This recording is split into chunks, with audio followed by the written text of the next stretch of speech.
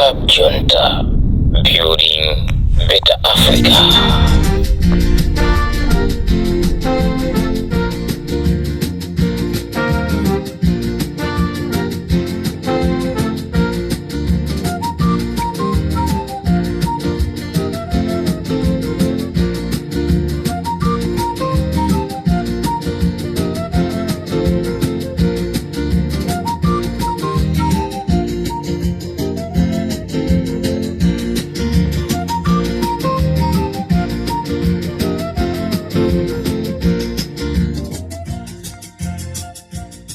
Mwaswera bwanji Amalawi chigawo chakumasana. This is Comrade Ntanywa on Limpopo FM.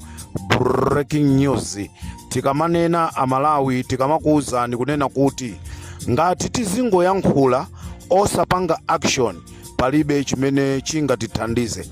Amalawi tonse mogwirizana pakufunika kuti tibwere pamodzi, tipange chimozi, tipange chiganizo chimozi kunena kuti boma la MCP lichoke. Ngati boma la MCP silichoka, Amalawi tikhala pa mavuto akulu. Endi takhala tikunena, Aboni Kalindo akhala kunena, Wabakiri Muluzi wakhala kunena, Bile Banda akhala kuyankhula, Chikuni Chautsi Mtolo akhala kuyankhula, Steve Chimwaza akuyankhula kunena kuti boma limene tili naloli ndi boma limene lili losathandiza. Endi chifukwa chonena kuti Amalawi tikungo yankhula osaonesa action yeni. Nchifukwa chake pano tasanduka zisiru. Amalawi simungakhulupirire zimene ndikukubwereserani masanazi kunena kuti anthu akufuna kwabwino. Mundimvesere bwinobwino, anthu akufuna kwabwino. Kapena tinene kuti kwapezeka dona amene akufuna kupereka ndrama ku dziko la Malawi kuti ndrama imeneyi ithandizire Commission of Inquiry ya imfa ya Chilima. Ndizomvesa chisoni Amalawi chigawo chakumasana kuno kunena kuti Mai Gotani Hala komanso Richard Chimwendo akuti nkhani imeneyi palibe zonena kuti mdziko la Malawi muchitike Commission of Inquiry.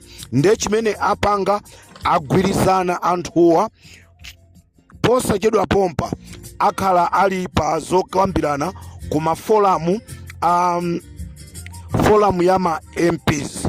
Achimwendo Banda atuma a Joyce Chisulo, atuma Amwawa, atuma a Mike Bango, atuma a Kalaire Banda, atuma a Malango, atuma a Gerard Kampiseni kunena kuti pamene akuyamba nkhani zokambirana kumeneko kumaforamu awoku anthu amene wawa abwerese phokoso lonzesa kunena kuti sizikutheka zimenezo. Cholinga ndramayi Chimwendo Banda komanso Agotani Hala aije ndikuti ndramayi apezeka anthu akufuna kwabwino madonors kupereka ku dziko la Malawi kunena kuti ithandizire kupanga kafukufuku. Nde a Richard Chimwendo Banda pamodzi ndi Agotani Hala iwo amenyesa mutu pansi kunena kuti ku Malawi sikukhalanso Commission of Inquiry. Pempho langa Amalawi chigawo chakumasana kuno, I think the only thing ndikungoyamba ma demonstration amene tinene kuti tikufuna Commission of Inquiry. Ma demonstration amene wawa azathe pokapoka. Commission of Inquiry itakhazikitsidwa. Richard Chimwendo Banda ndi chifukwa chani mukukana Commission of Inquiry? Mukudziwa kunena kuti munatenga nawo gawo la kupha Achilima. Agotani Hala ndi chifukwa chani mukukana Commission of Inquiry? Nchifukwa chonena kuti zikukukhuzani nkhani za amalemu Achilima. Choncho Amalawi chigawo chakumasana kuno ndikufuna kukuwuzani kuti anthuwa agwirizana zonamiza madona kunena kuti Commission of Inquiry ichitika pamene Commission of Inquiry sikuchitika. Ndrama za nkhani zimene dziko la Malawi lalandira likulandira kunena kuti madonors amenewa ndrama zimenezi akazipereka azije. It's just unfortunately kunena kuti dziko lathu la Malawi ndilomvetsa chisoni. Imfa ya Chilima, it was a planned death imene IMCP anaikonza. How come lero anthu akufuna kwabwino akutenga ndalama zawo, ndalama zosiza boma, koma munthu akufuna kwabwino akupereka ndalama kunena kuti zithandizire kafukufuku wa imfa wa Achilima ndi anthu enacho, koma a Richard Chimwendo Banda komanso a Gotani Hala akukana.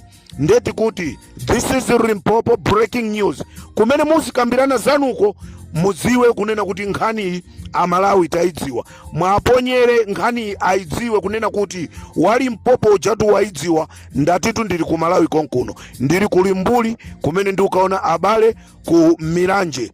China chilichonse chimene chichitike Amalawi ine ndikuuzani, chifukwa ndili konkuno ku Malawi, sindi kubwerera mbuyo mpaka Commission of Inquiry ichitike. Aponi Kalindo kumene muli, Anamiwa kumene muli, Achikuni Chautsi kumene muli, Steve Chimwaza kumene muli. Let's come together. We need to make serious demonstrations. Sorry. Imene ingapangise kunena kuti bomali angakhale lichoke, tipeze boma logwirizirira ndikuti tipezeso anthu atifufuzire imfa ya Achilima.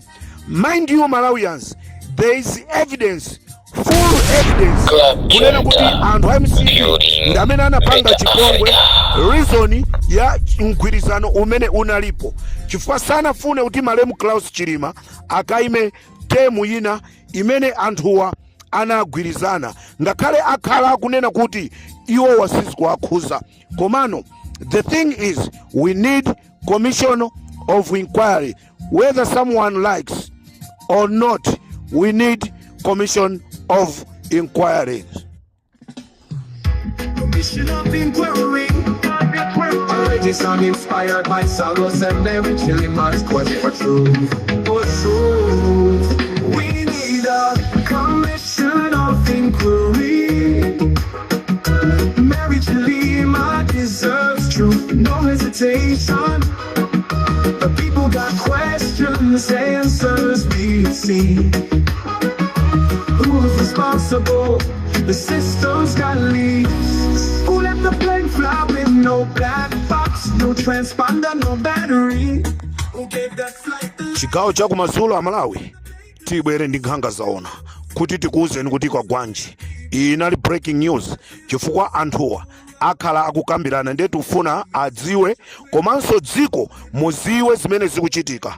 Anthu akufuna kwabwino athandiza ndrama yonoti kukhale Commission of Inquiry, koma a Richard Chimwendo Banda komanso a Gotani Hala agwirizana zonena kuti ndramazi azidye, ndipo iwowa ali ndi ma MP amene amagwirisa ntchito. Ma MP wa ndi amwawa a Mike Bango, a Joyce Chitsulo, a Kalaire Banda, a Malango komanso a Gerard Kapiseni, kuti iwowa atsutsane ndi zimenezi cholinga ndramazi azidye. Malawi watch out. Utenga wanga wina umene ndikufuna uchitike mwa changu. Ndifuna ndipemphe a Peter Mutharika. Utengawu upite kwa a Peter Mutharika. Utengawu upite kwa Atupere Muluzi. Utengawu upite kwa a Enoch Chihana. Ndi azisogoleri ena onse amene muli muzipani zotsutsa Amai Kaliati. We need serious things right now. Ndifuna ndikupempheni mupite kumaula kumene kuli a Pastor Shumba. A Pastor Shumba anapangidwa chipongwe. Ndinapita kumaula kuti ndikaone, ndakanizidwa, ndikuuzidwa kuti a Pastor Shumba sali kumaula.